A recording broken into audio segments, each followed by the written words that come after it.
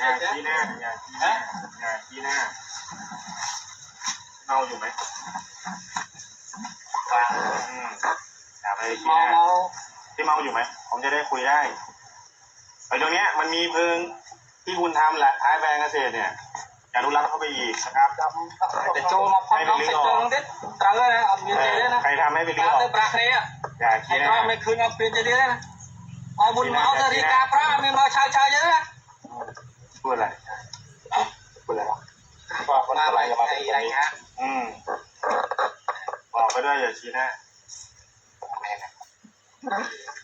เรียนดีๆถ้ามาตโนมามุนไอ้พวกผมยังจังหวะที่มาเจอได้ปราบเอาละเขาเอาตั้งเอาเด็ดมาไม่บอกให้พูดมาแล้วก่อนมันไม่ได้ลุกลานพวกคุณน่ะลุกลานที่นี่ลานประเทศไทยแล้วก็มันที่ต่างเป็นของคุณเดี๋ยวตอนนี้ไทยประท้วงไปแล้วและสิ่งที่เกิดขึ้นก็ขอให้รื้อออก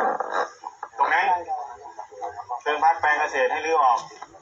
ไอ้แปลงระยะไปแผนปีนอนอีกนะครับใครประกาศแปลงรื้อออกตัวคนในดอกได้ตัวเมนดูไม่ออกได้เราเดี๋ยวจะมาทำงานนะเจ๊มากันเจ๊ไทยกันมวยโอเคตรงอันนี้จะเป็นซีเรียสนะวันนั้นซีเรียสมากเลยนะหนุ่มบอกไม่ต้องดีเจเทียงกันนะไม่พูดคอมเมนต์เหมือนกันโอเคตรงแค่นี้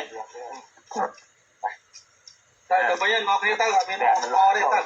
ยืนในตามกลุ่มได้เป็นเพื่อนครับน้องกินเนี่ยจัดใจกันเลยตั้งตามไอ้เต้แปลว่าอะไรต่ออะไรไอ้ตอนเจ๊ไทยก็ได้กับผู้อ่านเรือเจ๊ไทยเลยด้วยนะตั้ง8,000 บาท